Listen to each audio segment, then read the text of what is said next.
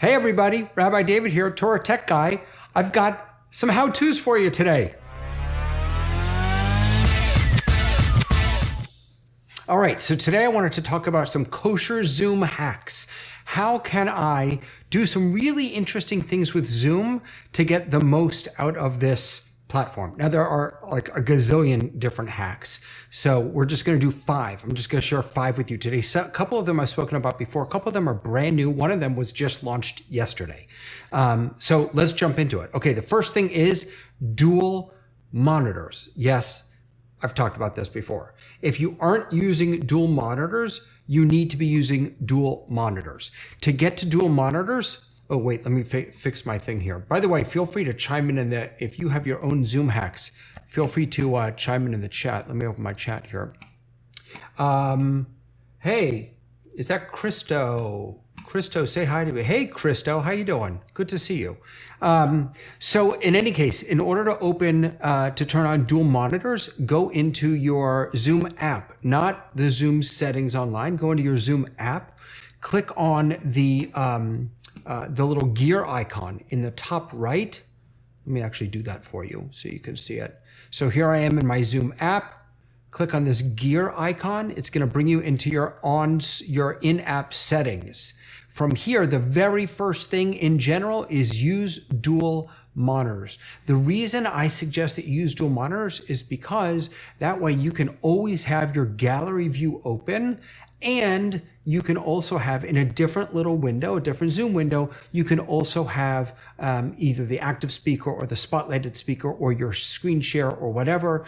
It's a really, really important, I think, tool, especially if you're presenting, if you're leading services, if you're teaching or something like that.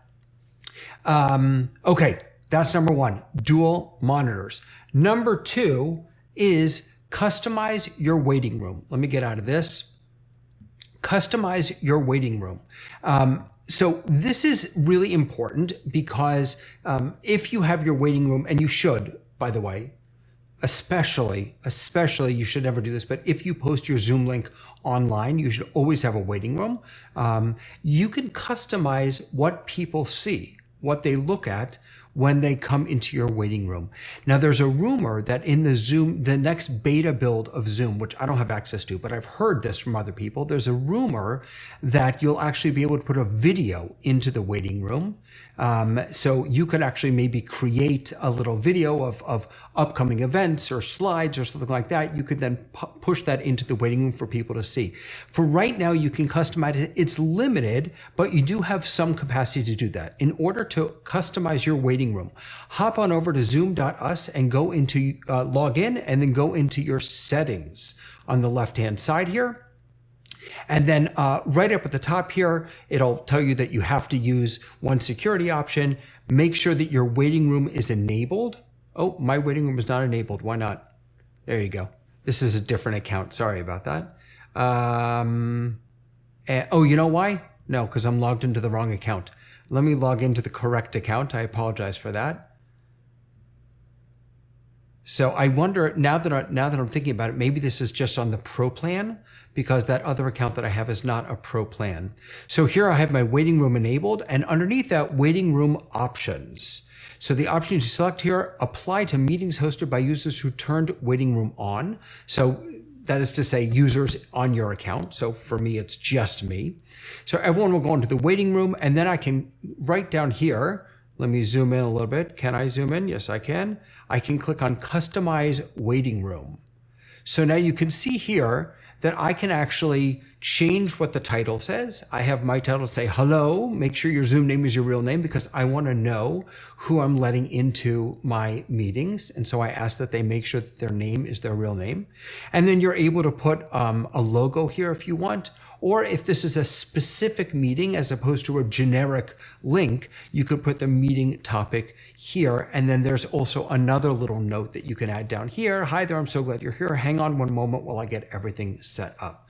So you can customize this, put your temple logo or your own logo and any other information that you want to have here, so that when people do enter your space, they know they're in the right spot. It's professional. It looks nice. It's branded. So it is telling people something about who you are and what you're here to do. Okay, number 3. This is a really simple hack. This one costs a little bit of money, but not too much. And that is, and I've talked about this before, and that is to get a Facebook portal. Here's my Facebook portal. Let me show you my Facebook portal here.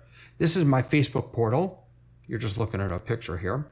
And on the Facebook portal, you can download the Zoom app.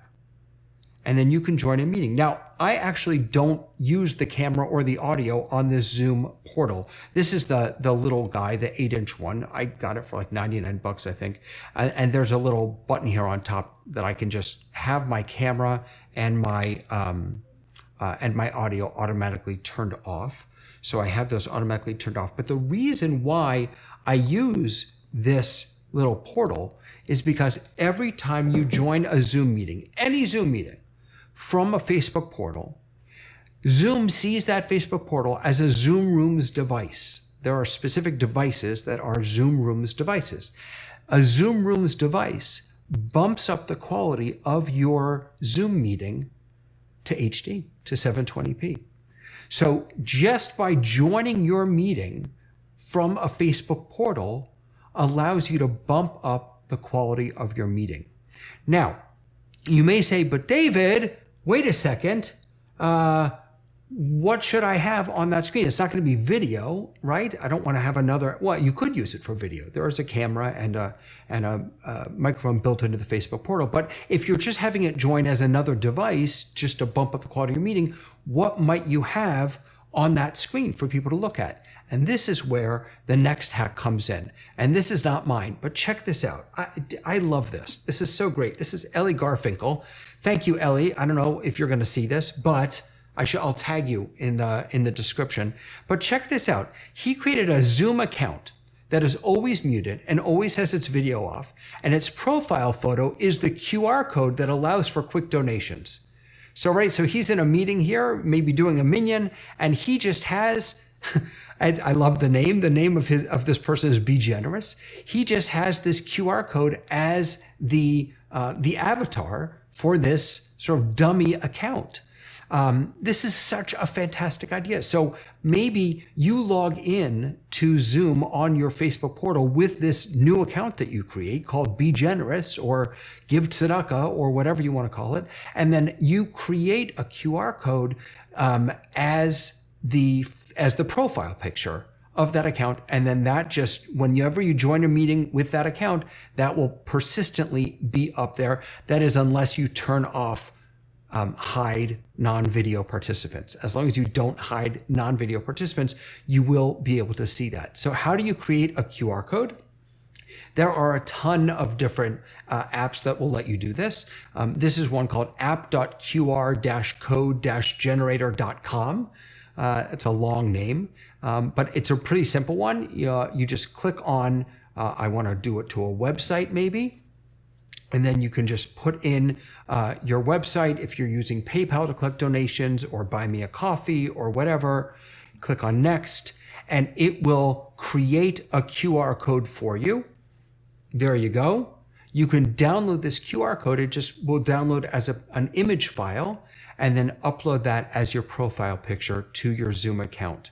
So using maybe a Facebook portal, if you want to bump up the quality of your meeting, and then using as a profile picture on a dummy account a QR code so that people can donate easily. The way you use a QR code, for those of you who don't know, is you just take your phone, you point your camera at a QR code, the camera will read on almost every modern phone, any camera app will read the QR code and immediately bring you to that website. People can easily make donations to your institution or to support you. Like I have, buymeacoffee.com. That's how people can support what I'm doing.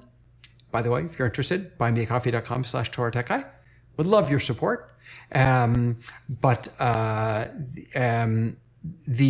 using a QR code. Sorry, I just saw my daughter's comment. Hi, Dahlia. You're looking at my hands because I have a camera up above me, a top-down shot. Using a QR code as a profile picture in Zoom is a really, really fun idea. All right. Last one. So we did dual monitor, we did customize your waiting room, we did Facebook portal, we did a QR code as a profile picture for donations. The last one is something that Zoom just announced, and it's called focus mode. So let me find it here for you. I'm going to go back over to my Zoom settings. So zoom.us, and then go to settings. And I'm going to go down to in meeting advanced. I'm going to scroll down a little bit. And now you're going to see focus mode right here. So focus mode, according to Zoom, is a mode where only the hosts can see participants' videos and profile pictures. You can start focus mode from the More menu on the in-meeting toolbar. So what you need to do, of course, is you need to turn that on, activate it here, and then from within your Zoom meeting, you'll be able to activate that. So I'm going to go ahead and start a meeting right here. I don't need to join audio. And then down from the More menu at the bottom, start focus mode. It'll tell you what it's about to do. Participants will only be able to see host videos and shared content, and then you can start that. Now, what this will do is if you have multiple people in your Zoom room, and maybe you just want to draw attention to you as the host or the speaker, or maybe someone that you've spotlighted, what it will do is it will automatically turn off everyone else's video. You'll see, as the host, you'll still be able to see everyone's video, but they, as participants, will only be able to see the host, the co-host, and anyone who you spotlight. So I can imagine this being maybe helpful in a classroom setting, or if you're giving a presentation and you really want to help people kind of focus and then open it up for questions. This is sort of a hack to allow you to take advantage of some of the webinar functionality that Zoom has without paying for a webinar license. So it's a neat little hack. I would say I would use it sparingly, because the real power in digital content creation, in connecting, in sharing Torah in digital space, is in the connecting. It's in seeing one another. It's in hearing one another. So I would use it sparingly, but I think it could be a really powerful tool, maybe especially in education, to help us focus, to help our participants focus while still allowing us to see all of our participants and engage with them. So 5 Zoom hacks for you today. We did dual monitor, we did customize your waiting room, we did Facebook portal, we did a QR code for donations as a profile picture on a dummy account, we did focus mode. There are a million more that you can learn about, and I'm going to keep sharing more how-tos with you and more Torah tech tips every week here on the Torah Tech Guy channel. So thanks for hanging out with me. Happy Thursday. If I don't see you before next time, Shabbat Shalom. Have a wonderful rest of the day, everybody. See you later.